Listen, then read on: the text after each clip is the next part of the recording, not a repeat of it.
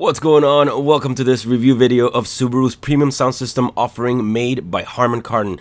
It is undoubtedly a considerable upgrade over the base, but that's not the whole story. I want to tell you everything that you should consider to decide whether to pay for this upgrade or not when you buy your car, and what to expect if you do.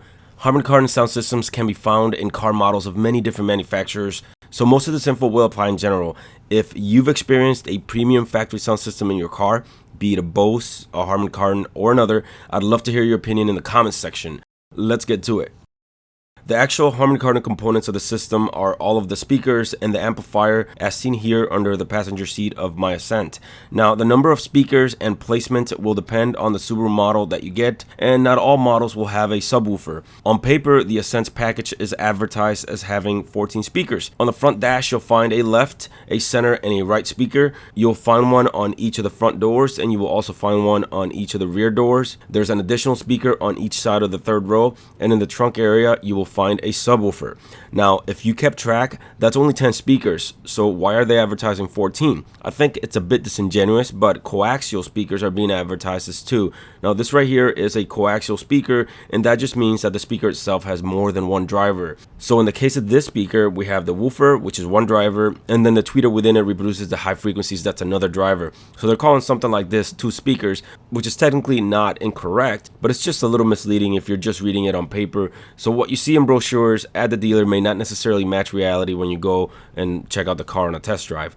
The premium sound system doesn't just replace the standard speakers with better speakers, it strategically replaces them with speakers dedicated to a certain frequency range and then drives them with those frequencies only. Take for example the WRX. These are all of the speakers of the base sound system. It's not very impressive. All of these speakers are fed the entire music signal from the head unit, and aside from this unadjustable crossover on the tweeters, there is no frequency separation. The Harman Kardon replaces the tweeters with 3-inch upgrades that have a broader range.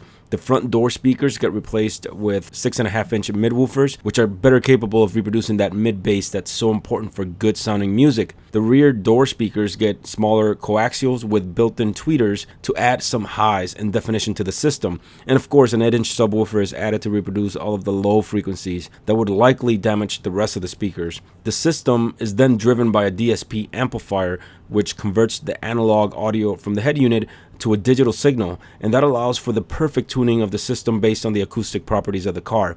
This is something that's already done from the factory and should result in a much more accurate soundstage. While the system is not going to win any competitions, you can tell that at least relatively speaking, the Harman Kardon would be an excellent upgrade.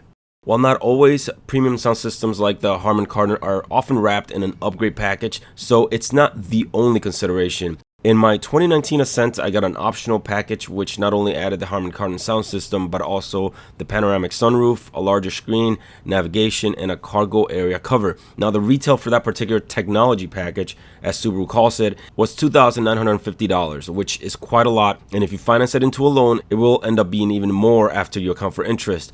So if all you really wanted out of that package was a better sound system, you might consider foregoing it and having an aftermarket system installed for a fraction of the cost. The amplifier boasts what they call Quantum Logic Surround Sound Green Edge technology. That's a mouthful, but there's no need to get worked up about it. Manufacturers have their own marketing buzzwords to make their sound system sound special, and that's just their fancy way of telling you that their amplifiers are more efficient than the competition. So in the case of the Ascent, they advertise 792 watts of power, but it might not necessarily be 792 watts because of the efficiency of the amplifier. This is another area where I wish they would simply advertise the actual power that the system produces, not this so-called equivalent number. These numbers seem very arbitrary, and the company can simply use whatever scale they want to compare their systems to others. Then, at a passing glance, many customers might think that they are getting more power than they would actually get. Harman Kardon systems are fairly generous throughout the frequency spectrum, so you'll get decent mid-bass to round it out. The system does sound good. When you compare it to something like Bose, which has more well-defined extremes, the Harman Kardon is a more rounded experience in the middle of the spectrum, at least in my experience with both brands in several cars. Compared to the equivalent bass sound system, you will be able to discern subtleties in music that would otherwise be lost. So it's not just more bass, but the whole music spectrum will have more definition. Now, music sounds full and well balanced from the highs to the lows. Now, do keep in mind that the speaker configuration and power output can vary quite a bit across different models, but generally the experience is somewhat similar. I'm a huge proponent of sound systems having a subwoofer. I'm not even talking about the rattle the car next to you kind of bass, but fill bass makes any music sound better. So systems like the one in my Ascent will sound better than ones without a subwoofer. I will say that the subwoofer in the system sounds very controlled, and what I mean by that is that it sounds rolled off as you turn up the volume, so it definitely works nicely as fill bass, but it's not going to knock your socks off if you're an audiophile. Even at max volume, the bass will seem to match the music and won't ever sound like it's too much, which usually happens when the bass is rolled off. Bass roll off is a huge issue with a non-Harman Kardon bass sound system, but in that case, it's introduced into the system purely to prevent damage of the cheap underpowered stock speakers. In the case of the Harman Kardon, the roll off is meant to prevent the bass from overpowering the music and keeping it balanced. The one area where the system is really lacking is in your ability to customize the sound. This is not a limitation of the Harman Kardon sound system, but rather the media units that are in the cars.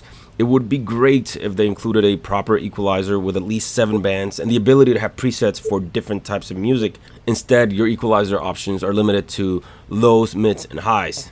So if you want to change the power output of the sub, you'll have to do it through the menus, as there's no convenient remote control like in many aftermarket systems. This means you'll be lowering the bass of the entire system and not just the subwoofer. This model also has the ability to turn surround sound on or off, but honestly, I really can't tell much of a difference either way. It seems that a simple firmware upgrade can provide the functionality to add an equalizer beyond 3 bands. For the premium that is paid for the system, it is not too much to ask for and would put the premium system on par with aftermarket equivalents. The ability to independently control the subwoofer would also be highly desirable.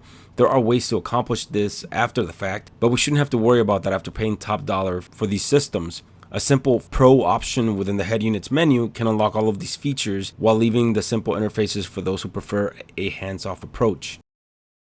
If you ask me if the sound system in my Ascent with a Harman Kardon was worth almost $3,000 by itself, I would absolutely say no, but that's coming from someone who would gladly put in the time to install an aftermarket system that was equivalent or better, and I recognize that not everyone would be willing to do that. You have to consider all of the add-ons in the package and if there's something that you would find value in. Considering the amount of speakers and the level of complexity involved in upgrading the bass sound system, I determined that it was worth the money to get the Harman Kardon in the Ascent. I also have a 2020 STI, and for that car I went a different route. I bought it in the base trim without the Harman Kardon system, and then I upgraded the subpar stock speakers, and I'm driving them with an inline amp. I also added a separate amp and sub to handle the lows. I now have a system that easily surpasses the Harman Kardon and is more customizable, and it cost me far less money. It made more sense in that car as I wasn't interested in the other items that were included in the limited trim. The only other thing to consider is if the Harman Kardon system is part of a package that also includes safety features, because some safety features will fetch insurance discounts that over time will offset that initial high cost that you'll pay for getting the Harman Kardon, so that is something to think about.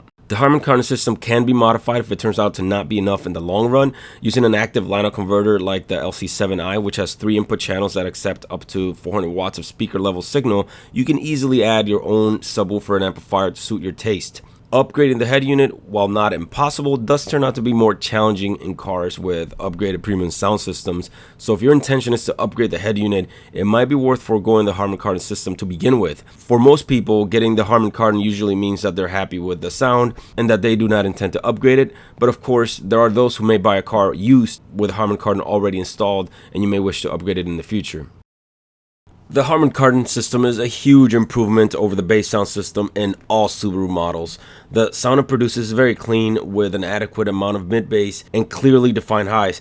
If the system has a subwoofer, it will provide pretty good fill bass, but it's not going to be enough to satisfy audiophiles who prefer their music heavier on the low side. It also lacks a proper equalizer, which means the sound experience won't be very customizable.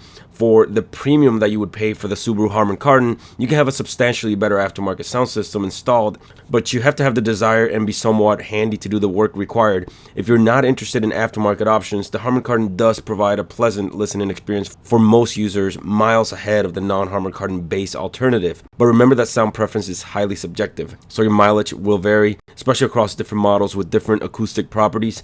The best thing you can do is give the sound system a good listening during a test drive. If you're happy with what you hear, then you're good to go. Just don't forget that you can always augment the system in the future should your taste change by adding another amplifier and a subwoofer. Although if you wish to replace the head unit, that is considerably more complicated.